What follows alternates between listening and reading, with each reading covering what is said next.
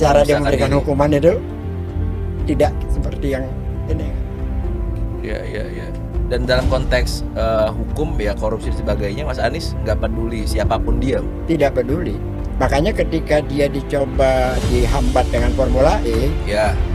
kita yakin betul bahwa itu adalah cara jahat untuk menghambat Anies. Iyalah sampai sempat dipanggil KPK waktu itu, Bang. Iya. Dan kenapa Anies itu tidak berniat sama sekali, tidak berniat mencalonkan diri sebagai presiden sebelum masa jabatan di DKI habis. Iya. Dia nggak kepingin sama sekali.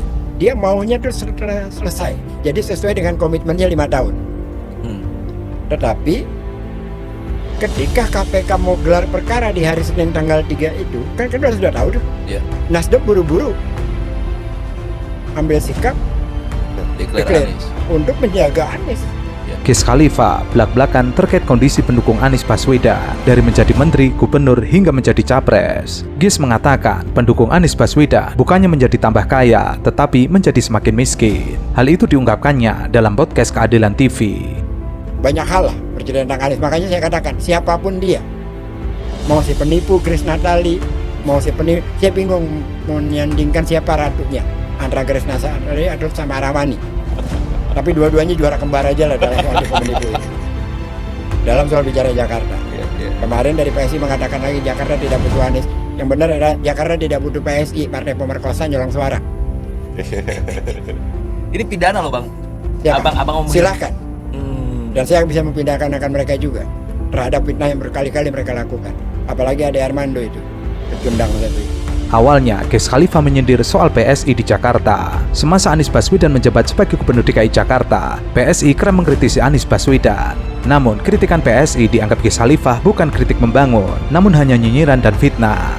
Oleh karena itulah, ia menyebut bahwa Grace Natali dan Samara Amani adalah ratu pembohong. Saya seperti Ali Mohtar Ngabalin, seperti Fahri Hamzah, jangan sampai kayak gitu. Dan saya berdoa jangan sampai anak cucu saya seperti mereka. Saya sebut lagi, jangan pernah ya Allah anak saya, anak keturunan saya seperti Ali Mohtar Ngabalin, seperti Fahri Hamzah dan lain-lain orang seperti itu.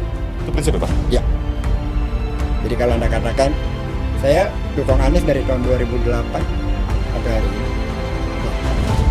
Jadi saya tidak akan semoga seterusnya tidak akan mau menjadi orang yang kemarin mencaci maki Prabowo, hari ini puja-puji seperti PSI yang mengatakan Prabowo pembohong, tapi sekarang atau seperti Ali Mohtar Ngabalin caci maki Jokowi terus jadi penjilatnya, atau demikian juga kayak Fahri Hamzah yang saya sebut barusan. Saya semoga sampai akhir hidup saya tidak pernah jadi orang seperti itu. Dengan catatan Pak Anies pun dapat terus membawa harapan dari Bang G sama-sama. Kalau dia berlaku seperti itu saya tinggal susah amat. Iya.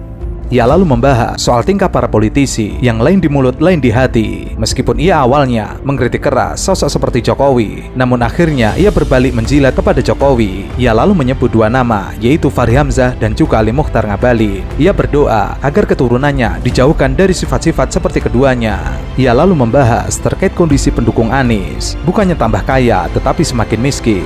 Ada harapan yang dititipkan. Di beberapa podcast Abang juga ngungkap bahwa siapapun yang deket Anies, Mas Anies ya akan tambah miskin katanya, Bang. Gimana itulah yang apa ya? Itulah yang terbalik gitu kan ya. Apa diminta Mas Anies apa gimana, Bang? Jadi begini, orang-orang di lingkaran Anies itu satu memang kita tahu polanya Anies. Ya. Dia akan sangat tegas untuk orang-orang yang maling. Oh, Mas Anies itu. Tidak peduli siapapun, bahkan termasuk temannya sekalipun. Jadi ya sudah, yang di lingkaran Anies itu tahu polanya Anies seperti apa. Misalkan saya jadi komisaris Ancol, gaji komisaris BUMD itu kecil, bos. Sementara relawan ada berapa puluh ribu. Kalau bang anak saya mau disunat, bang kontrakan rumah saya habis, bang anak saya belum sekolah, belum bayar, bang listrik rumah saya sedikit nggak besar, tapi karena banyak dikapitalisasi kan jadi gede. Menurut Ges Khalifa, Anies merupakan sosok yang tegas terhadap koruptor. Meskipun ia ditunjuk sebagai komisaris Ancol, namun dibandingkan dengan kebutuhan melayani para loyalis Anies, hal itu tidak seberapa. Bahkan Gis mengaku mengeluarkan uang dari kantongnya pribadi. Ia lalu menantang agar menghadirkan orang yang ahli dalam perbankan untuk mengecek rekening para loyalis Anies. Dipastikan ia akan menemukan rekening para loyalis Anies bukan semakin gendut tapi semakin menipis. Nah, bagaimana mengakomodir situ, Bang? Ya kan mau nggak mau konsekuensi. Uang pribadi lah Uang keluar. pribadi nggak ada urusan. Jadi kalau ditanya selama ya, kalau kepuasan batin, mengkayakan batin iya, tapi kalau memuaskan materi enggak. Dan saya jamin itu. Dan saya gini aja, cari aja orang dari siapa kayak yang ngerti tentang perbankan atau yang punya akses. Orang-orang di lingkaran ini cek data banknya, jamin gue makin kurang. Dan Pak Anies cukup mengontrol soal prinsip ini. Saya tidak tahu ya. Yang jelas kita tahu bahwa kalau ada yang ini tanpa pengetahuan kita, tiba-tiba orang itu jauh. Oh. Kalau ada orang yang berpotensi untuk membenci Pak Anies, Pak, maka boleh jadi Sherly adalah salah satunya. Karena Pak Anies ini pernah jadi rektor di Universitas Paramadina yang saat itu Sherly ingat sekali meminta rekomendasi Bapak untuk melanjutkan pendidikan. Bapak mengokekan, dan selang beberapa tahun, 1,5 tahun lebih sedikit, semua syarat sudah dikumpulkan dan Bapak sudah jadi menteri saat itu.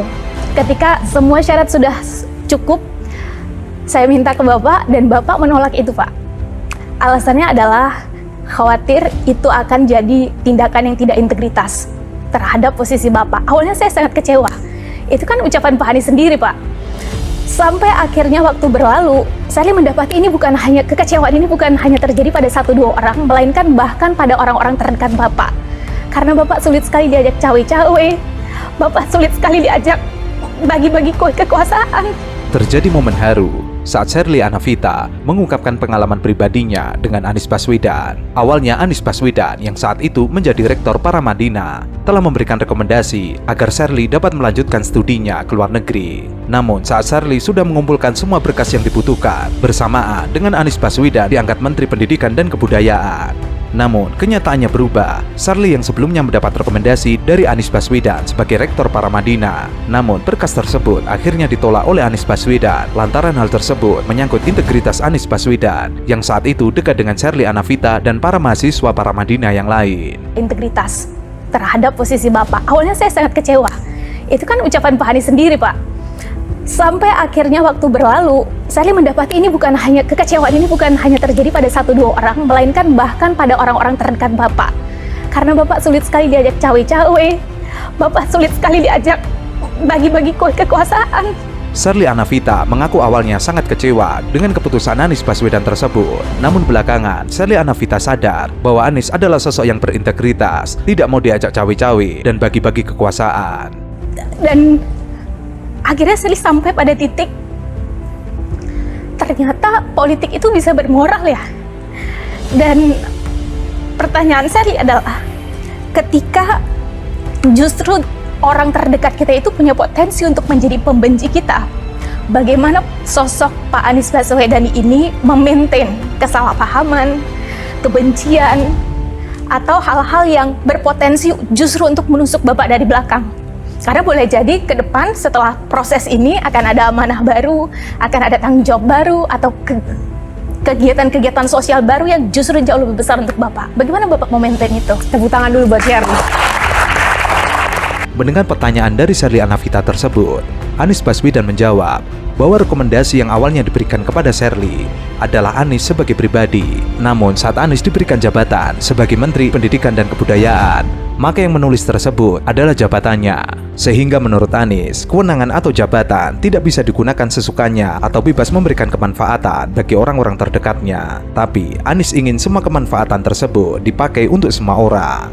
Jadi ketika kita memegang kewenangan, maka kita harus memastikan bahwa kewenangan ini digunakan dengan benar. ketika saya menuliskan sebuah statement rekomendasi, saya belum punya jabatan, itu adalah saya sebagai pribadi. Ketika saya megang jabatan, maka yang menulis itu adalah jabatannya. Dan itulah yang kemudian saya jaga, supaya proses integritas itu muncul. Tapi memang ketika keputusan-keputusan itu dibuat, sering membuat orang merasa, lah buat apa punya kekuasaan kalau nggak dirasakan manfaat oleh lingkar-lingkar terdekat. Saya bilang kewenangan itu harus dirasakan oleh semua dan harus ada usaha menjaganya. Memang itu kemudian sering menimbulkan perasaan tidak nyaman, sering menimbulkan perasaan karena kebiasaan kita kalau sudah dapat kewenangan, ya kewenangan itu dipakai dengan bukan sewenang-wenang, tapi ya dengan bebas gitu. Anies selalu menambahkan, mengelola permasalahan ini sangat tidak mudah. Meskipun harus dilakukan, ia meminta kepada Tuhan agar orang-orang tersebut diberikan hati yang longgar, sehingga dapat diberikan lebih banyak oleh Tuhannya. Di akhir statementnya, Anies Baswedan bangga melihat Sherly Anavita yang dulunya adalah peraih beasiswa. Kini ia bisa terbang sendiri tanpa bantuan dari Anies Baswedan.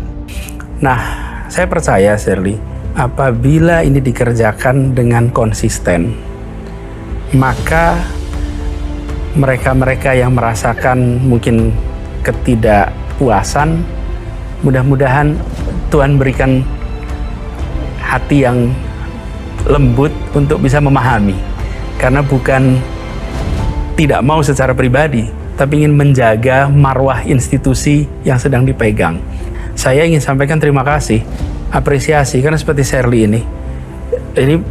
ini adalah seorang anak dari Aceh yang mendapatkan beasiswa di Paramadina untuk kuliah selama 4 tahun dengan full scholarship dan highly selected. Jadi sedikit sekali yang bisa dapat beasiswa ini sampai tuntas, dan selesai itu dia menjadi anak muda yang berpengaruh di generasinya.